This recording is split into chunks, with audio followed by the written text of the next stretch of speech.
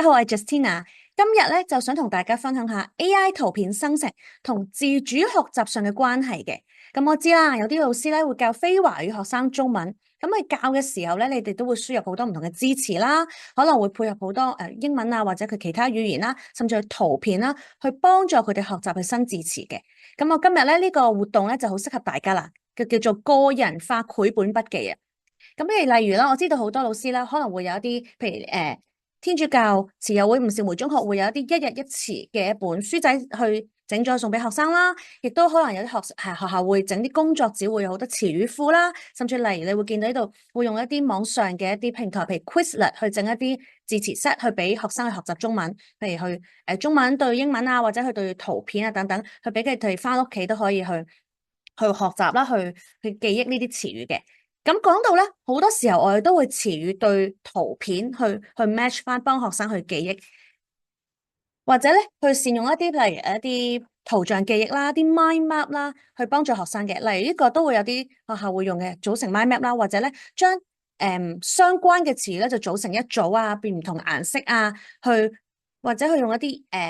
網上嘅呢啲 e-learning platform 啊，幫佢哋係咁加啲新嘅詞語落去啊，或者佢哋自己去做一啲自己嘅筆記啊等等啦，去幫佢哋學習。咁我就講啦，點解我哋會用到一啲圖像喺幫助學生去學中文咧？圖像喺記憶入邊有啲咩作用咧？咁我呢度大概咧就講用心理學理論啦，同埋啲教育學理論去講啦。譬如講到圖像記憶咧，係一種可以喺短時間咧高容量嘅一個記憶儲存能力嚟嘅。咁咧視覺資訊咧係幫助到我哋去整合啦同提取啦，而比起文字係更加容易去記憶嘅。而亦都講到一啲情節記憶啦，情節記憶就講緊咧，因為大腦咧係擅長記憶圖像而唔係文字啦，而圖像咧更加接近一個好似一啲情節一個線啊，一個片段一樣。咁咧文字比較接近語意嘅記憶啦，而情節記憶咧就比較似係一個事件一個經歷，更加可以幫助佢哋建立啲個人經歷，更加生動去幫佢哋記嘢咯。咁而喺教育學上咧，我哋講到多元智能啦，其中一個咧講緊嘅空間智能嘅能力啊。嘅圖像咧，係幫助到學生去激活呢個空間智能嘅，將啲文字變成一啲多維度嘅概念咧，就更加容易去幫助佢哋去聯想。另外視覺學習咧，因為呢個視覺嘅資訊咧係更加容易俾大腦去吸收同記憶啦，所以咧喺我哋教學上都係非常之有用嘅工具嚟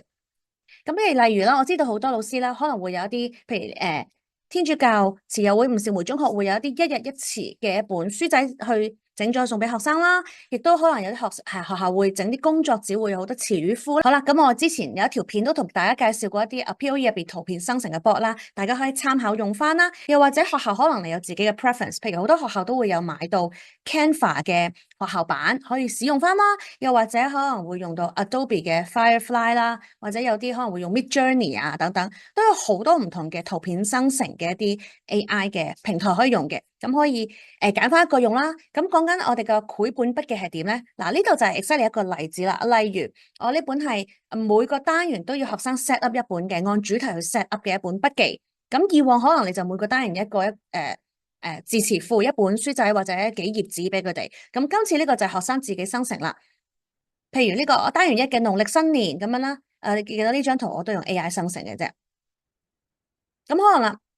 低程度嘅例子譬如每個禮拜咧，你有一紮詞語俾佢哋，譬如我呢度就用咗9宮格啦，咁可能要學生自選啦，俾佢哋一揀啊嘛，即係有得揀先係老闆，學生都需要有得揀，佢先會有學習嘅擁有感嘅。咁呢度咧就可能有9個詞語俾你揀啦，你可能打直連、打斜連等等啦，去創造一個繪本筆記嘅。咁例如我呢度會揀咗農曆新年燈飾慶祝市集，咁我哋就咁擺去 POE 度生成，佢可以就咁抌落去生成啦，又或者你容許佢哋去自己用英文用 translate 咗個概念，或者佢自己嘅語言 translate 咗個概念之後咧，去生成一幅圖片。呢幅圖片咧就要幫助到佢記憶翻呢4個詞語啦。咁而呢頁筆記入邊咧就只有詞語啦同埋圖片嘅啫，唔可以有嗰啲其他嘅英文啊、其他語言啊係唔可以有嘅，只有中文詞語同埋呢個圖片。咁呢個圖片咧就要幫助到佢記憶。我見到呢個圖片，哎呀死啦，我唔記得咗第一個詞語點解添。但係可能佢透過睇翻佢自己生成嘅圖片咧，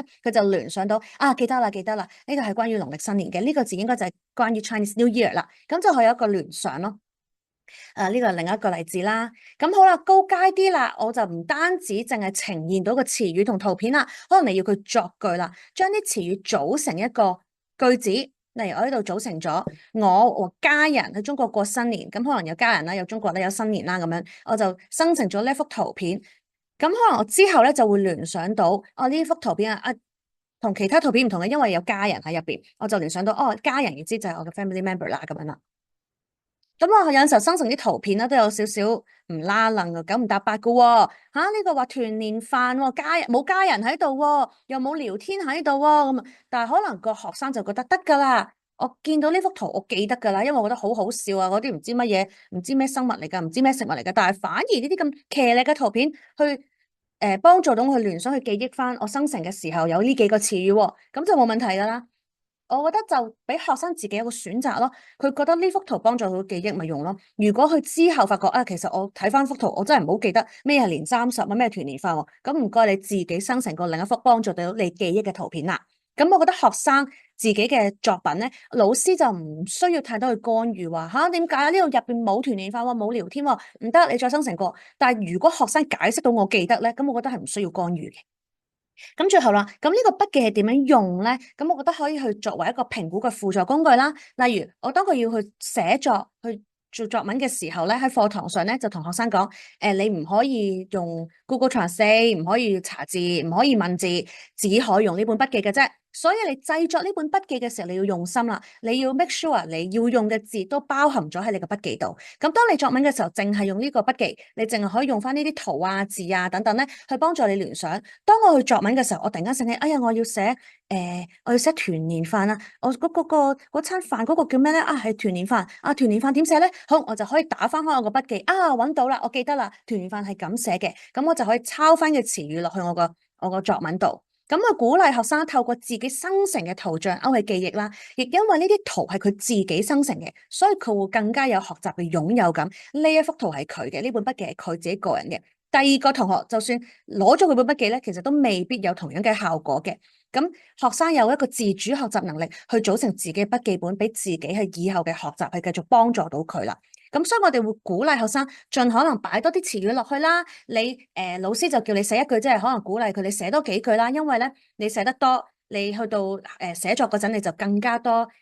資源可以用啦。如果入邊你得幾幅圖幾個詞語嘅話，你去作文嗰陣就會發覺冇詞語用咯，幫唔到你咯。咁希望可以鼓勵到學生，佢平時就算老師冇叫佢，都可以做多啲，生成多啲圖，寫多啲句子去幫助佢哋，促進佢哋由圖像轉化成一個更深嘅語文學習嘅一個記憶。咁今日嘅分享咧就喺呢度啦。咁希望大家啦，呢個方法可以促進到你嘅課堂學習啦，幫助到學生去推動一個個人化嘅自主學習。咁臨完結之前，記得去 subscribe 我哋嘅 YouTube channel 啦，同埋 follow 埋我哋嘅 Instagram 啦，我哋會有更多嘅教學資訊啦，去同大家介紹翻嘅。咁我哋下次見啦，拜拜。